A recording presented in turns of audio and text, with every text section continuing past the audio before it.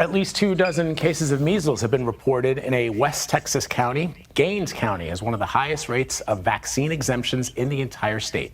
And all of the confirmed measles cases there involved unvaccinated residents. I want to bring in an infectious disease physician at Johns Hopkins, Amesh Adalja, to talk more about this. So, doctor, break down what we know about the current measles outbreak. I know in real numbers it's not a lot of people, but it is still troubling. Yes, it is troubling because this is completely preventable. What we're seeing is one of the places in Texas that has the lowest vaccination rates, the highest school exemption rates from measles vaccination, having a measles outbreak, including hospitalizations of individuals who've been infected with measles. And I think this is really a reminder that measles is still a risk, and it is kind of the canary in the coal mine. It's the most contagious infectious disease known to humans. And when we start to see measles outbreak, that's a sign that there is a chink in the armor of vaccination. And the fact that it's preventable, I think, is what people should understand. This doesn't have to happen if we can get vaccination rates back to high levels again. Doctor, we're just showing images coming into us from Gaines County, Texas, and we see the EMS workers, they're in full hazmat gear. What is the risk to adults? I'm vaccinated against the measles. My 2-year-old and my wife are vaccinated against the measles. She can't go to school here in New York without receiving that vaccine. But what would happen? I'm just amazed that those EMS workers are themselves wearing full hazmat suits. If somebody is fully vaccinated against measles and has a normal immune system, they don't need to worry about measles. They're not going to be at risk for contracting measles because the vaccine is very, very effective. It's those individuals who are not vaccinated, or maybe they're too young to be vaccinated, or their parents have chose not to get them vaccinated. Those are where we start to see the cases. And I think they're just using kind of standard precautions there.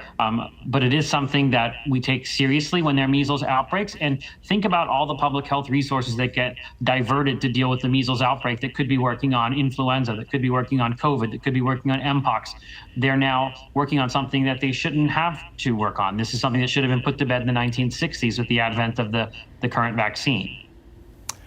It's unbelievable. All right, you mentioned influenza. We are seeing a rise in the spread of influenza. The CDC says flu deaths have surpassed COVID deaths nationwide for the first time since the start of the pandemic. So what is it in particular this year about the spread of flu? Again, I always wonder when I see these news reports coming out of local news stations about people being hospitalized for the flu, I wonder if these individuals are vaccinated. It's something that, again, my family and I do every year at the start of flu season. We get vaccinated because you never know. And I know that even if you are vaccinated, you can still catch the flu, but hopefully not end up in the hospital.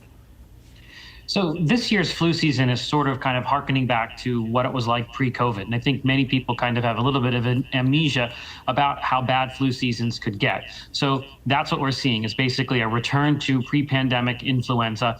And this is something that is definitely impacted by lower vaccination rates. And as you said, flu vaccinations don't protect you always from influenza, but they do protect you from severe disease, hospitalization, and death. And many of the patients I've taken care of with influenza have not been vaccinated, that have been hospitalized. But there are some people that still can be hospitalized even if they have the vaccine. And this is a pretty rough flu season right now. We've seen schools have to close because there were too many cases to actually conduct class. We've seen pediatric deaths occur.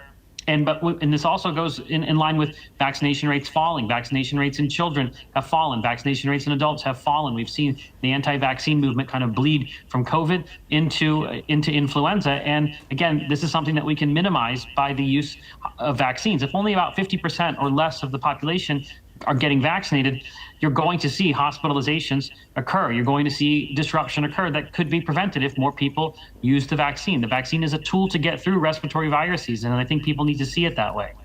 Yeah, Doctor, when I was a foreign correspondent based in West Africa, I did multiple stories where entire villages were ravaged by preventable diseases, and in particular, in one case, polio, which at the time, Nigeria was one of 3 countries that still had polio cases. They've subsequently have been able to finally get rid of it. But I remember people who don't have a lot in life telling me that they couldn't imagine that a country as wealthy, as highly educated as the United States would have challenges with vaccines, given the abundance of the vaccines in the United States and the dearth of vaccines in West Africa. They couldn't wrap their heads around something that was preventable. Dr. Amesh Ajala, thank you very much, as always, for speaking with us. We're just so thankful that. Shalom. This is Brother Yair Banyanyam. Just come with a lesson I pray be edifying to the flock. Before I get started, I'd like to give all praise, honor, and glory to Yahweh, Bahashem, Yahweh Shai, Bahashem, or Hakwadash. Double honors, apostles, the elders, great millstone. Shalom to the hopeful elect. You saw that news report. West Texas, they're having a outbreak of measles. And, I find it interesting that the doctor that was speaking, he mentioned how, they had the vaccine for measles back in the 60s. So you had it from back, had it in the 60s, but yet people are still somehow catching it, because you got 60s, 70s, 80s, 90s, the thousands, tens. So about 60 plus years. And I remember I could have sworn that measles is one of the the V's that you're supposed to get when you're a child, a young child. I could have sworn, I could be wrong, but I could have sworn you get it then. So they're saying in West Texas, in Gaines County, they have the lowest rates of getting vaccinated. And I said a word. Oh boy. Well, we'll see what happens. Yeah, getting inoculations and so forth, and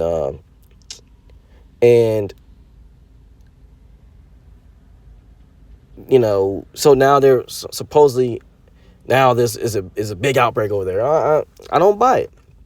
I don't buy it. Being in this truth, in this knowledge, we should understand, the brothers and sisters that follow Great Millstone, the apostles, the elders, elder bishops, following what they're bringing out the scriptures. This doesn't add up. I was listening to words and so forth. This is going to lead to them, getting to the point when they do mandatory V's. They're going to do it. They're going to get to that point. Talking about, the flu season and, blase. And that's true, because at my place of work, back to back, people were getting sick. My coworker came back from New Jersey, sick. And then I got sick a few days later. Then another coworker was sick. Then another coworker was sick, and another. So, stuff's going around. But through that news clip, you can see that they're going to use this outbreak of this. You got there'll probably be an outbreak of which I think it is bird flu. And you see they mentioned in here, what was it again in West Africa? Polio. Polio, here in America was supposed to be gone since the mid to late 50s. So if you pay attention and listen, you can see they're setting things up. And they're setting things up that's going to lead to mandatory V's. It's coming. We see that Elon Musk and other people are pushing towards, the mark of the beast. If you haven't been paying attention, that's coming real soon. And that's gonna be it. That's gonna be, you got to get certain things implanted in you because they need to know your health at all times, where you're at all times, and this stuff is happening.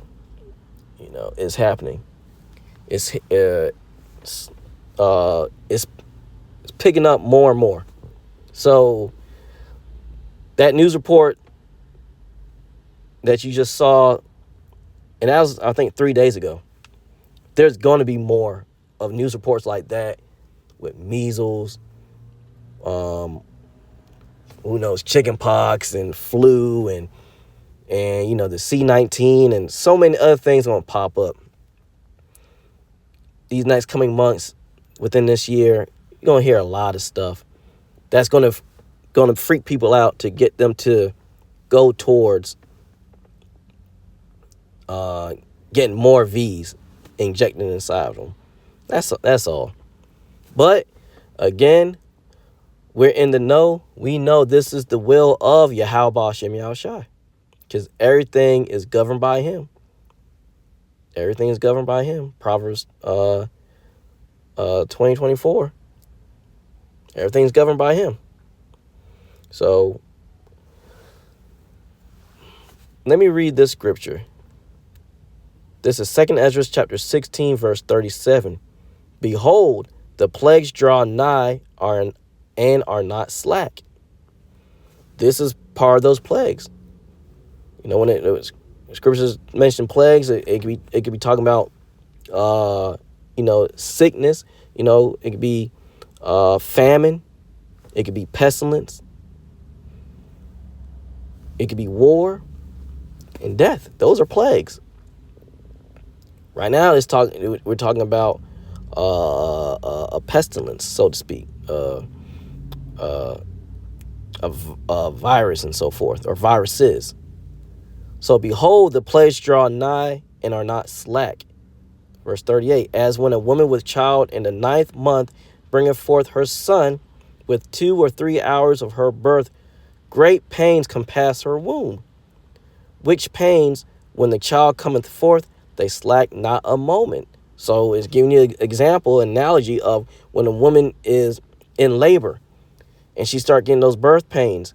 They don't, as time progresses, they don't slack. They don't slack. They just continue to get more and more worse until eventually she has to start pushing the baby out. And then there's more pain until the baby comes out and childbearing is over with. So it says they slack not a moment. And that's what's going on right now. Yahweh Hashem Yahushai is not slacking. Things are steadily picking up. More and more time goes by, things are steadily picking up, and that's how it's going to be. So it's going to get worse. This is all leading towards what? Jeremiah 30:7, Jacob's trouble. Verse 39, even so shall not the plagues be slack to come upon the earth, and the world shall mourn, and sorrow shall come upon it on every side. That's what's going to happen. They're not going to be slack. They're going to come upon this earth more and more. And it says the world is going to mourn and sorrow shall come upon it on every side. And that's what we're seeing. These things are happening. More things as you watch the news and you're paying attention and you're filtering the news through the scriptures. You see more things are happening. More things are getting worse out here. And it's steadily increasing.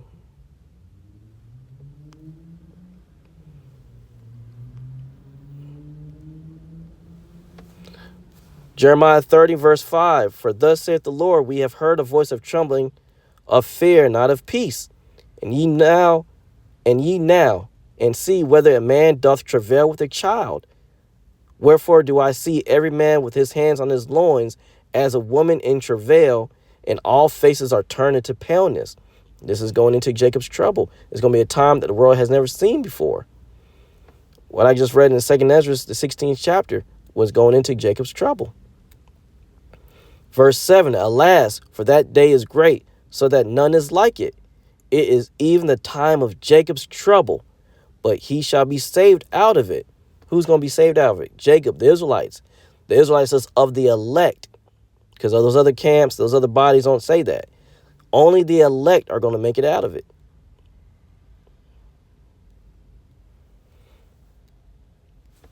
This stuff is happening. We're seeing this stuff happen as we speak. Things are getting worse out here. You're going to hear, like I said, you're going to hear more news reports on different things that's going on. Because the time of Esau's rule is coming to a head. It's coming to an end. Let me read that right quick.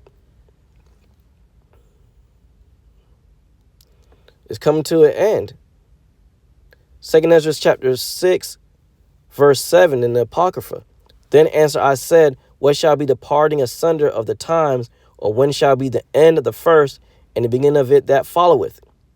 So when's going to be the end of this wicked era that we live in? The era of Esau, Edom. And he said to me, from Abraham unto Isaac, when Jacob and Esau were born of him, Jacob's hand held first the heel of Esau. For Esau is the end of the world, and Jacob is the beginning of it that followeth. So the time of these Edomites is coming to a head again. This is the will of Yahweh Ba'ashem Yahushai, and he has many ways he's going to bring about their end. But we're going to have to go through some trouble, some terrible trouble, Jacob's trouble.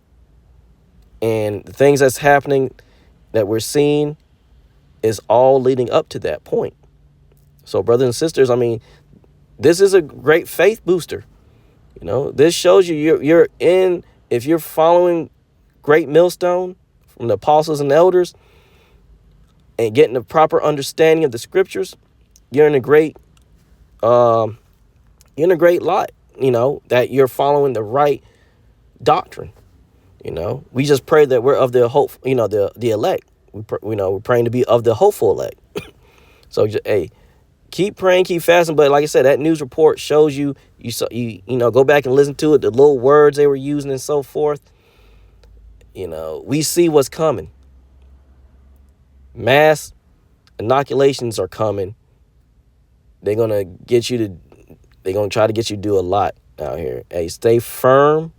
Keep praying, keep fasting, keep calling on the true names of heaven and earth. Yahweh being the Father, Yahweh Shai being the Son. Remember those names, because those are the most important names that you're going to know.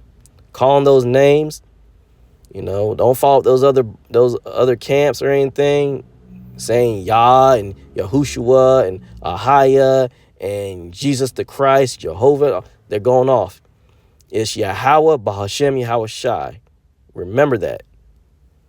Hey, stay up, you know, and pray that we can endure to the end. I pray that was edifying to the flock. In closing, I'd like to give all praise, honor, and glory to Yahweh, Ba'ashem Yahweh Shai, Ba'ashem Ruach HaKodesh. Double honors to the apostles, the elders, great millstone, bringing that 100% truth. Shalom to the hopeful elect. Till next time.